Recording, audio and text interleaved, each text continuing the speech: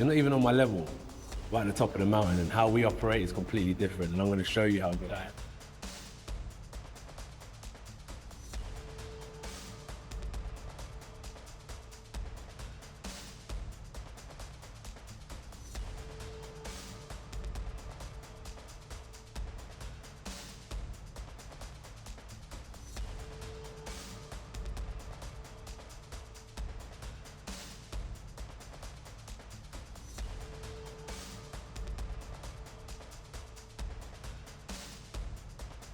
We're now not here with you.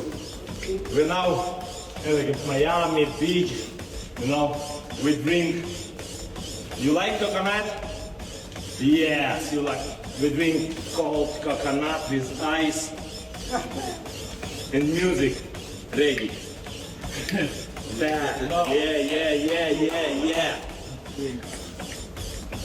No long step. No tension. No tension. Long, yeah.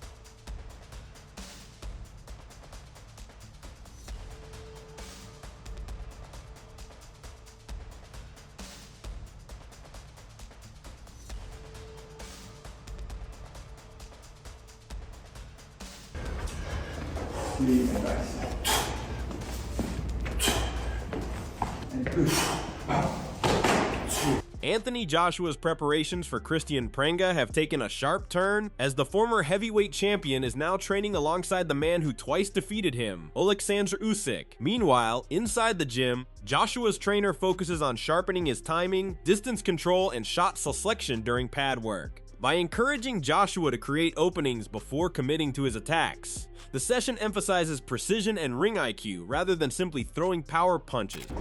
One more, let's take our time, let's just set it up, even calmer. As he comes. There you go, good. Beautiful. One more. There you go, beautiful shot. Beautiful, that's beautiful boxing. Good, that's lovely, Josh. And again, pop that long jab. There you go, and again. There you go, good. Beautiful, pop that long one too. Up on your shoulder.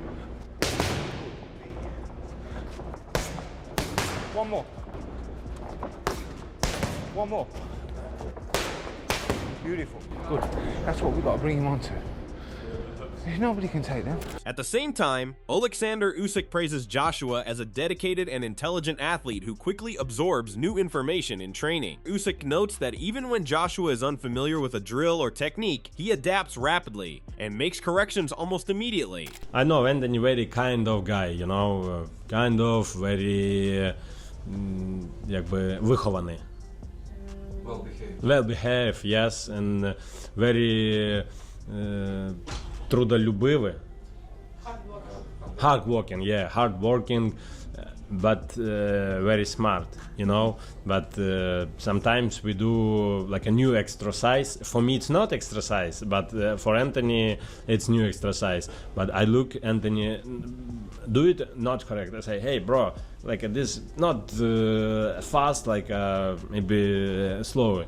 Oh, show me. I show. Okay, but 1, 2, say 3 times. Oh, he gets it. Oh my God, bro! yes. Yeah, he's a good guy. Usyk believes Joshua is making steady progress in camp and remains in a strong position heading into his return. After spending extensive time training and communicating with Joshua, Usyk is encouraged by both his physical condition and mindset. I think be better because little bit. I think. What I look, Anthony, good training, but I think doctor say please slowly, not fasting, take your time, yeah. But physically good, mentality I think good because we speak every day. We training 2 times, morning, evening. Yeah, every day we speak. Hey, listen, you know. I know, Anthony, this is champion. Joshua views his training time with Usyk as a chance to study the habits and mindset of one of boxing's most accomplished champions.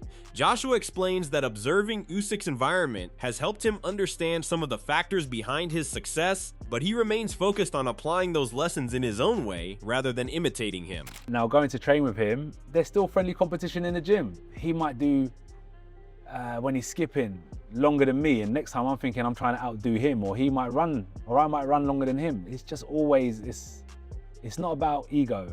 It's just our nature, just being competitive. And as a competitor, I wanted to improve, and I had an opportunity to go to his house and see what's going on and his environment, and I took it upon myself to take myself there because he has been the best, not only in the heavyweight division, he was the best cruiserweight, one of the best amateurs.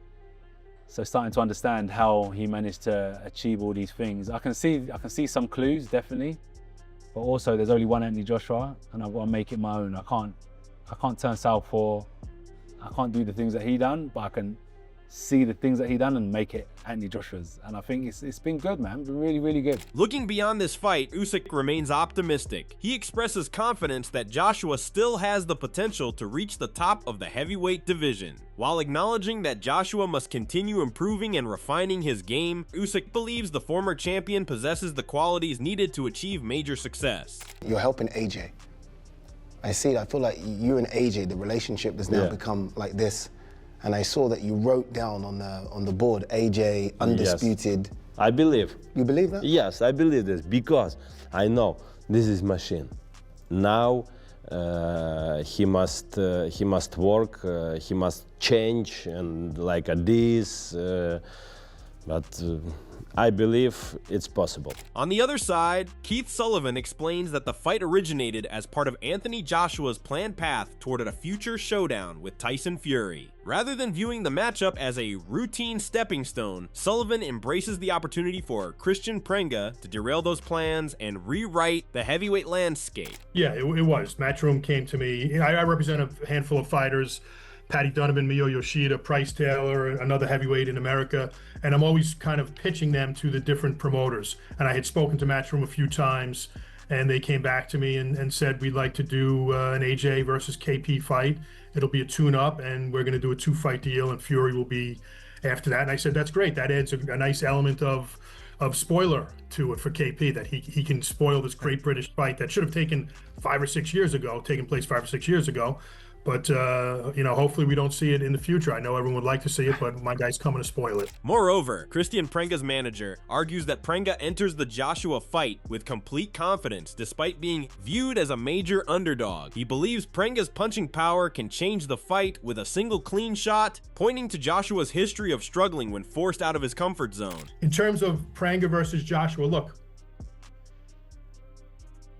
KP, Christian Pringa, understands the odds against him. He understands the doubt that's been placed on him. But he has absolutely no fear, tremendous confidence that he can win this fight. Christian is a very heavy-handed puncher. I brought in some of the top sparring partners that we've been able to get our hands on. They have called me up and been amazed at how heavy-handed and what a hard puncher he is and how much of a beating they've been taking in sparring. So we don't need 12 rounds. We don't need 1,000 punches. We just need 1 or 2 good punches on AJ's jaw to get him uncomfortable. We've seen it time and time again. When he gets hit in the right spot, he gets out of his comfort zone and loses control. And once we get him to that place, KP can step in and take over the fight. It's a really risky fight for Anthony Joshua. However, not everyone sees the fight as evenly matched. Spencer Oliver argues that Joshua enters the matchup with a significant advantage in experience, having already faced and succeeded against world-class opposition. While he recognizes Pringa's knockout threat, Oliver views the contest as a carefully selected assignment designed to gauge Joshua's sharpness against a physically dangerous opponent. Yeah, I agree with you in some extent that it is a massive opportunity for Christian Pringa, for sure. But you must admit that he is at a lot lower level than Anthony Joshua. He's never competed at that sort of level. Anthony Joshua knows what he's going in with here. Your guy is very heavy-handed, yes, but from the footage that you've seen online from him, he doesn't he's not mixed, and he doesn't seem to be at that level as Anthony Joshua, and I suppose that's where this is all coming from. It's a calculated gamble from Joshua's side of things because they want a test of some sort, a guy that is heavy-handed, see where Anthony Joshua's Spencer, why sitting don't you right just now. say it? Joshua is at a different level than Prenga, Of course. as far as you're concerned. Of course. But And we the concede that. On you go, Keith. We've conceded that. We don't doubt that. Adding to the discussion, Eddie Hearn insists that Joshua is approaching the Prenga fight with unusual intensity and a clear objective to make a statement. Hearn argues that Joshua is fully focused on delivering a dominant performance because he has bigger targets ahead and cannot afford any setbacks. AJ's going into this fight with the mentality to rip him to shreds, to absolutely punish and pulverize him to a pulp on July 25th. There is no friendly. I've never seen AJ with this kind of aggression going into a fight. He right now is looking at this fight, the Fury fight, he's looking at 2027. And we can't afford any mistakes. Continuing the breakdown, Ade Oladipo is encouraged by Joshua's renewed motivation and believes the former champion looks mentally and physically ready for another serious run. Based on Joshua's recent mindset and preparation, Oladipo expects a difficult night for Prenga. It's so good to see AJ back because there were times in the last few months where I questioned whether or not he would come back and whether he should come back. There seems to be a hunger there, a drive. He's saying all the right things. He looks good. He sounds good. And I think Prenga is in big trouble. I really do.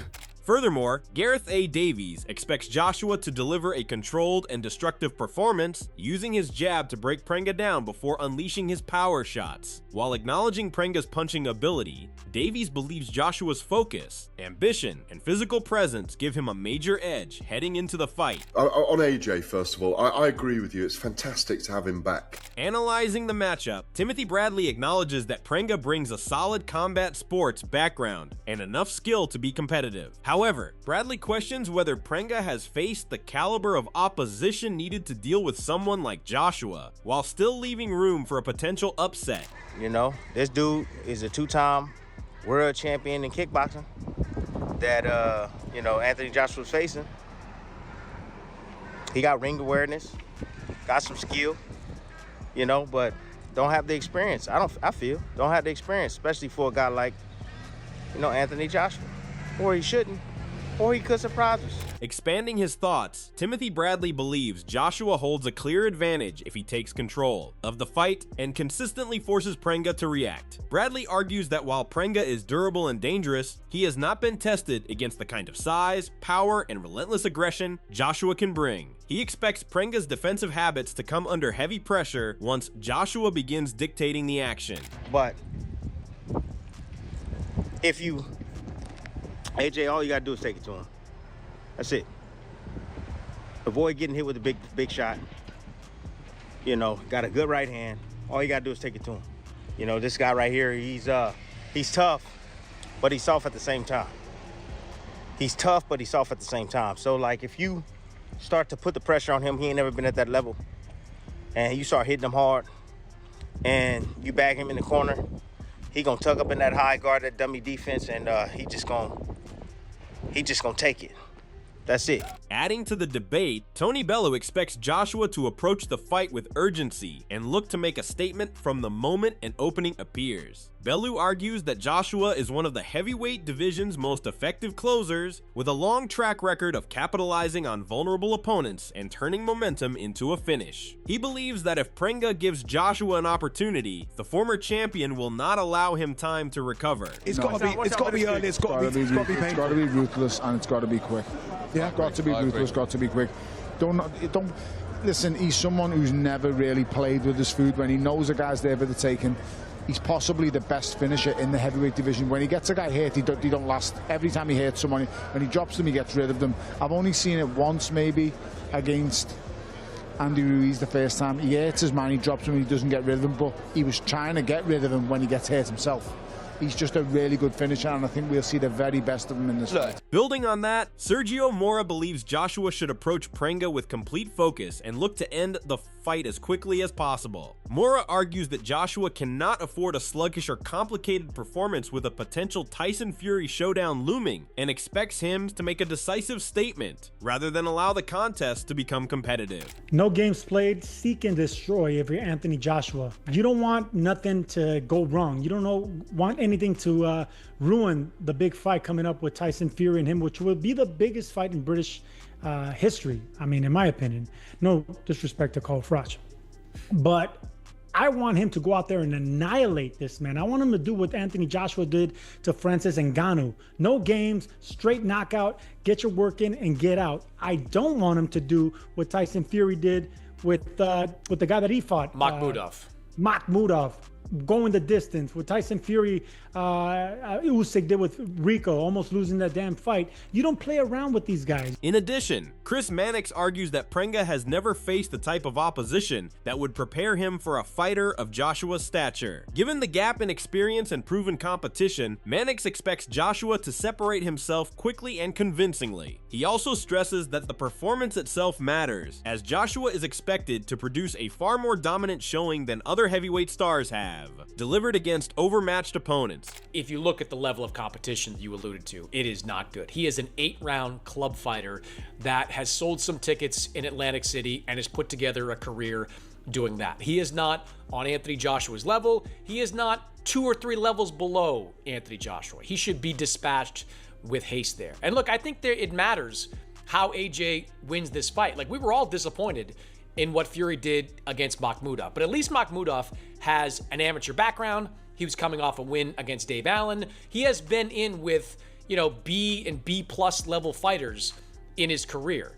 This guy has not been in with anything close to that. Meanwhile, Ade Oladipo views Prenga as a limited threat compared to the elite heavyweights Joshua has faced throughout his career. However, Oladipo cautions that Prenga's size and proven stopping power mean Joshua cannot afford to be careless, as a single clean shot can change any heavyweight fight. Christian Pringa shouldn't offer any problems. He's a big lump, as they all are in the heavyweight division. I'm guessing he's around 250, 260.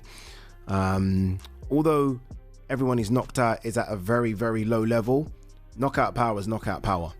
Some people will go points with some of the guys that he's put to sleep. So he clearly has power. And I've always said, I think if a 260-pound guy hits you clean on the chin, your legs will wobble and you could go down. So AJ has to be careful. Even with that risk, many view this as a calculated move. Ade Oladipo believes Prenga was selected to give Joshua valuable rounds before the heavyweight star moves on to bigger opportunities. At the same time, Oladipo appreciates the confidence coming from Prenga's camp, arguing that any challenger stepping into the ring with Joshua must genuinely believe they can pull off the upset. And they've picked Prenga for a reason. To give AJ 3 or 4 rounds, AJ knocks him out, we move on to Tyson Fury. Prenga's manager was like, look, I respect you, Eddie, I respect what you've done in the game, but you've made a big mistake. I liked it, I don't want these guys just to walk over here and think they've won the lottery ticket. Think you can win. Think you can beat AJ. As Anthony Joshua continues preparing alongside Oleksandr Usyk for his clash with Christian Pringa, all eyes will be on whether the former heavyweight champion can deliver the kind of performance many expect. With bigger opportunities potentially waiting on the horizon, Joshua knows that a dominant victory could put him right back in the conversation for the division's biggest fights. But what do you think? Will Joshua make a statement against Pringa, or could the underdog spring a major surprise? And if AJ wins impressively, who should be next for him? Let us know in the comments below. If you enjoyed the video, don't forget to like, share, and subscribe for more boxing updates and analysis.